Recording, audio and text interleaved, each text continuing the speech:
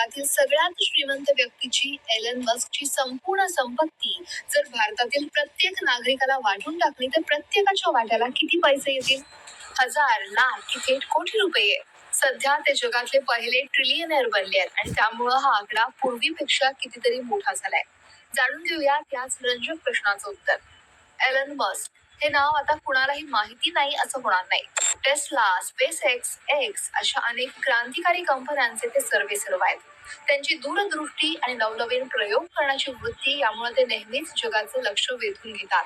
पण याही पलीकडं सध्या ते एका ऐतिहासिक टप्प्यावर पोहोचलेत. जून 2026 पर्यंत एलन मस्क हे जगातील पहिले ट्रिलियनर बनले आहेत. त्यांच्याकडे तब्बल $1.1 ट्रिलियन अधिक संपत्ती असल्याची नोंद ही ब्लूमबर्ग बिलियनर्स इंडेक्स आणि फोर्ब्सनं केली आहे. ही रक्कम भारतीय रुपयांमध्ये विचाराल तर सुमारे 91 लाख कोटी रुपयांपेक्षा जास्त होते. ही एक व्यक्तीची संपत्ती जगातील अनेक देशांच्या GDP पेक्षाही जास्त आहे हे विशेष. तर आता मूळ प्रश्नाकडे येऊया. एलन मस्कची ही अफाट संपत्ती जर भारतातील प्रत्येक नागरिकाला वाटली तर किती होईल?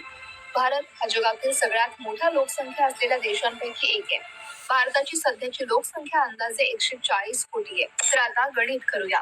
एलन मस्कची एकूण संपत्ती सुमारे $1.1 ट्रिलियन म्हणजेच सुमारे 91 लाख कोटी रुपये आणि भारताची लोकसंख्या 140 कोटी रुपये.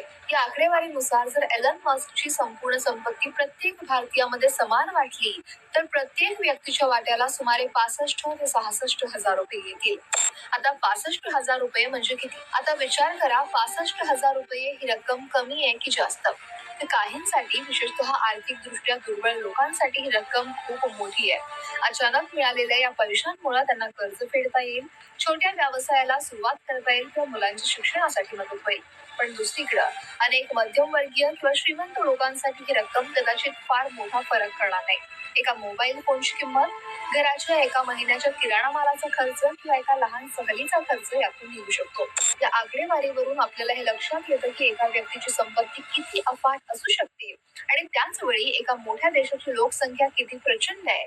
ही आकडेवारी आपल्याला संपत्तीची विषमता आणि एका व्यक्तीकडे असलेल्या प्रचंड आर्थिक शक्तीची कल्पना देतं. एलन मस्क हे स्वतः अनेकदा म्हणतात की त्यांची बहुतांश संपत्ती शेअर्सच्या रूपात आहे आणि ते स्वतःला कॅश पुअर मानतात.